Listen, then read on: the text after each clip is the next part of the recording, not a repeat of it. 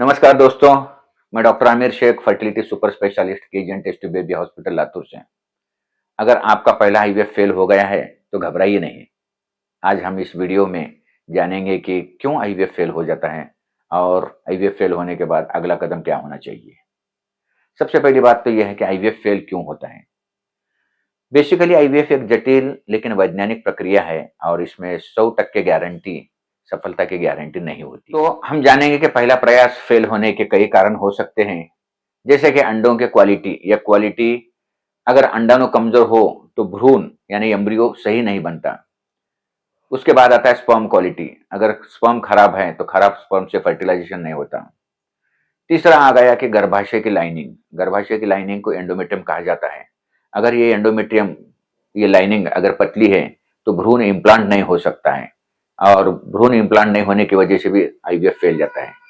गर्भ में संक्रमण या सूजन, जिससे इम्प्लांटेशन में रुकावट आती है और उसके साथ साथ कभी कभी गंभीर तनाव और जीवन शैली की समस्याएं जो होती है, उसकी वजह से भी आईवीएफ फेल होता है। सभी केस में एक जैसा कारण नहीं होता, हर मरीज की समस्या अलग होती है। आईवीएफ फेल होने के बाद क्या करें। पोस्ट आईवीएफ फेलियर काउंसलिंग, ये बहुत जरूरी होता है। सबसे पहले अपने डॉक्टर से पूरा विश्लेषण करिए।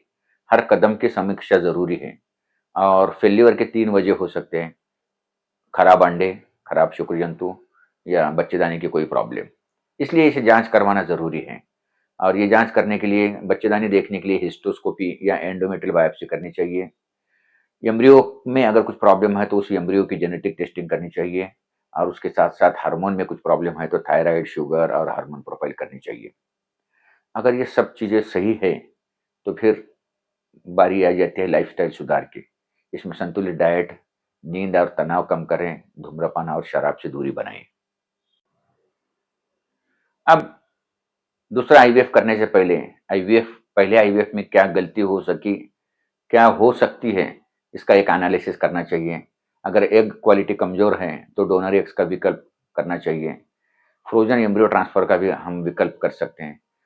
अगर पेशेंट का एज ज़्यादा है और उसकी वजह से उसका झोना पेडिली सूडा अगर ठीक है तो उसमें लेजर असिस्टेड हैचिंग करते हैं।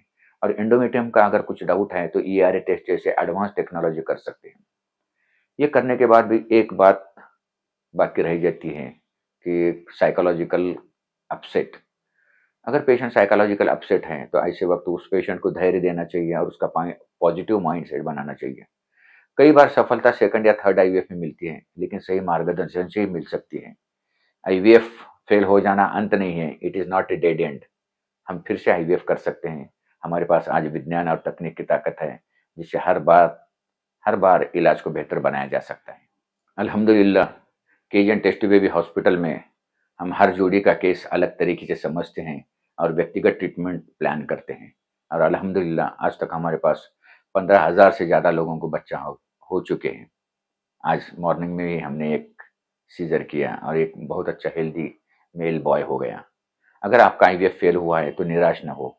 सही सलाह, सही जांच और सही डॉक्टर से मार्गदर्शन लेकर आप भी माता पिता बन सकते हैं। और कभी भी निराश न हो, हमेशा पॉजिटिव एटीट्यूड रखें। जो पॉजिटिव एटीट्यूड रखते हैं वही लोग कामयाब हो सकते हैं। और फिर भी आपको किसी बारे में आपको जानकारी चाहिए तो हमसे संपर्क करें। वीडियो को लाइक करें, शेयर करें, सब्सक्राइब करें। कोई भी सवाल हो कमेंट द्वारा हमें पूछ सकते हैं। धन्यवाद।